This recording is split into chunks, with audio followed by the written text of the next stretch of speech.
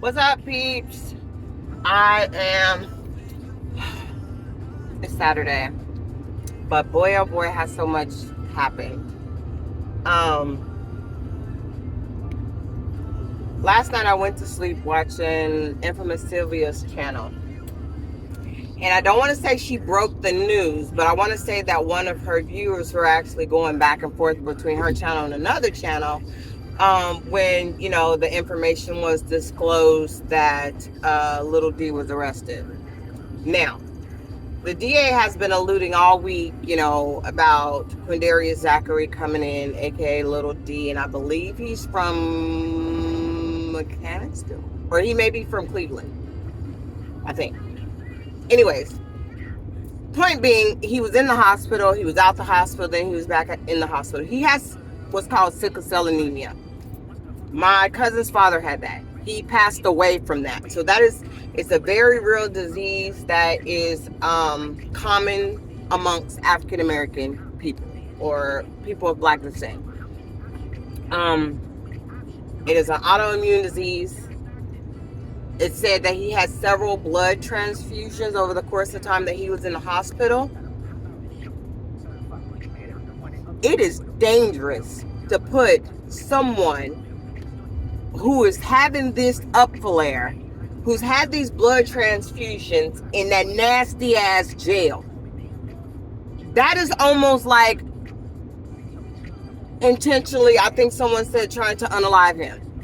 That is the equivalent of that. He needs to be if anything, in a sterile freaking location that is clean, Lysol and bleached white, to make sure that he doesn't get some type of an infection.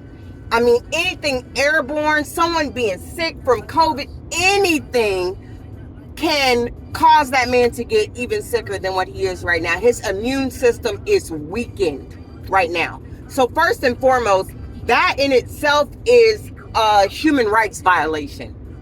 That's exactly what it is. Is it that serious to have this man testify that you are going to risk his life to do so? That makes absolutely no sense to me, and it really pisses me off on a whole new level. And when I woke up this morning, Seti Nasty had already posted his video. Clearly, people are outraged by this right now because that man is sick. He is sick. Like, health-wise, his health right now is at risk. And you locked him up in the Fulton County Jail just so you can have him testify? Oh, it's pissing me off. They got a GoFundMe or something like that going right now. So donate if you can to help get him a lawyer. I just pray to God he ain't in there trying to sing for the birds because, he just want to get out of this. Baby, if you don't know nothing, you don't know nothing. Don't woody it.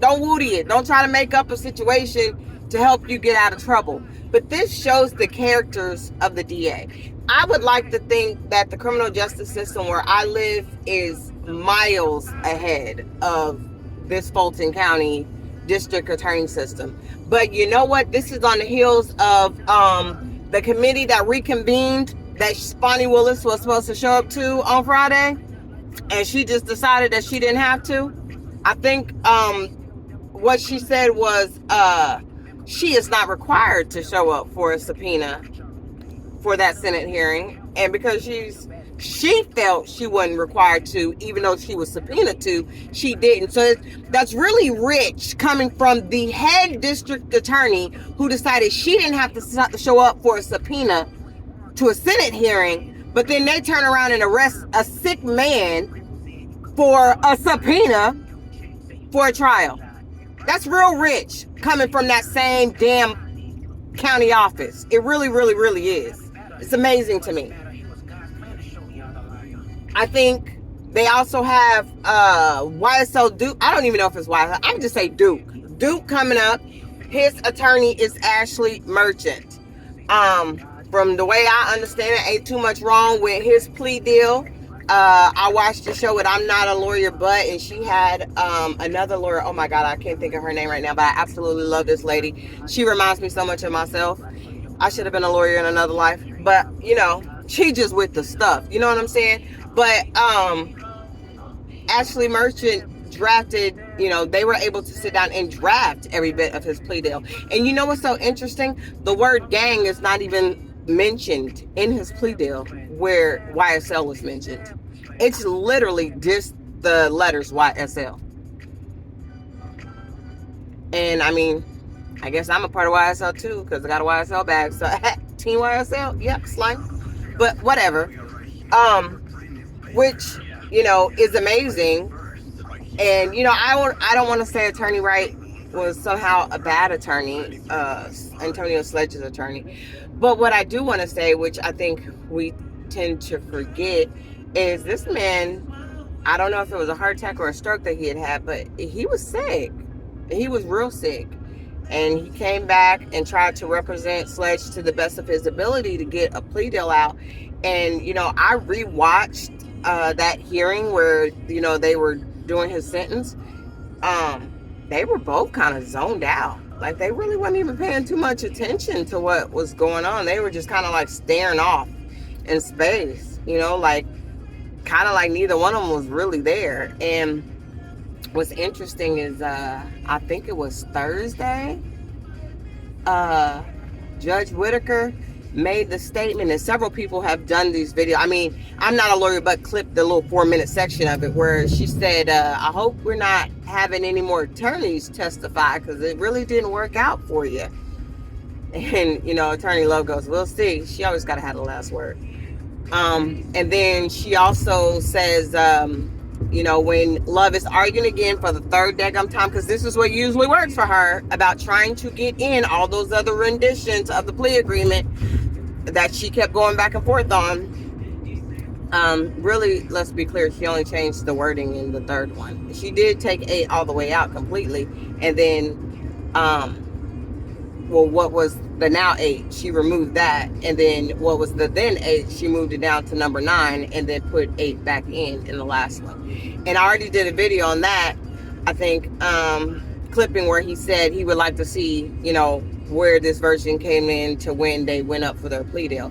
But anyways, I think Judge Whitaker says to her, you mean where you might have snuck that one in? And Love is like, well, yeah.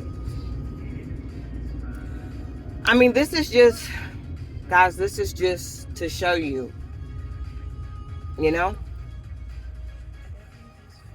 is what it is. Sometimes they play dirty. And no matter what it is, you have to be looking at every single element from every single direction. And I guess that's essentially what you hired an attorney to do. But if they don't do it, it is what it is. But your life can be hanging in the balance from some stuff somebody else did. Literally. It's like saying that Brian Williams, who helped start it, Cash Money, can be convicted for anything that any of these little dudes out here claiming Cash Money Bloods do, because he's somehow associated with that because he started a record label. A bunch of dudes out on the street like, yo, we gonna be YSL when we grow up. Yeah. And some dudes like, I'm gonna make that my label. That's my label. And he made the label, and then a bunch of dudes claim, yeah, YSL, slap, blah, blah, blah. And then they go out here, they rob, they steal, they kill. Then the person who is a multimillionaire on the label, who owns a label, is now responsible for everything that dudes half his age is doing. He don't even know who these young men are. But they out here doing the most, so he's responsible? That's not fair. That's not justice. That's not even reality. But that's what these DAs are trying to make reality. What's interesting is the sentencing acknowledgments that they're putting on these plea deals are exactly the ones that they make up. They are not ones that they sat down with these freaking defendants on and created. They are making it up as they go along. And you know what? They're still doing it because they ain't even went through their own evidence. What was it? I think it was August 22nd is when the conversation came up about the nested hearsay with Bruce Harvey. September 11th, Love was still not ready to argue that. Still. I think it was a total of 19 days. 19 days. They asked for extra time. They got the extra time, but still in 19 days, they hadn't responded nor came up with what they wanted to discuss. And then now they get a whole nother freaking week and a half. So by the time this is over, 30 days, probably 35 days to come up with their argument.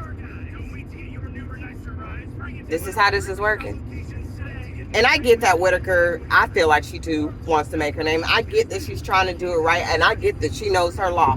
But baby girl, I know this trial is coming with a lot of notoriety. And the reason why, you know why? This is what I figured out why. Because they thought this Young Thug RICO trial was going to be going on at the same time as the Trump RICO trial. They wanted to try them both at the same time. And guess what? Where more than 70% of your viewers would have been tuned in on. I feel like I'm stuttering. I'm so pissed off. Sorry. Guess where most of your viewers would have been paying attention to? God dang it, I can't get over it. The Trump RICO trial. They wouldn't even be paying no attention to this one. They'd be paying attention to that one. And I think they knew that. And because they knew that, they didn't plan on Thug's trial getting as much exposure as it's getting now. Because the plan was for this one to fly under the radar of the other one. Yeah. But because of how that one played out, it didn't quite work out that way. So yeah, that's where we are Yeah, because they're planning. That's why they wanted both of them at the same time, because they thought everybody be paying attention to that one, and then this one they could just get off the way they wanted to get off to. No one would be paying too much attention. And now they have millions of eyes on this trial every day. And if I'm considered a lay person that's putting this together in my mind, I'm sure the jury is looking at it just the same. Yeah, you're going to have some over there that's like, well, they brought him up here, so you got to be guilty of something.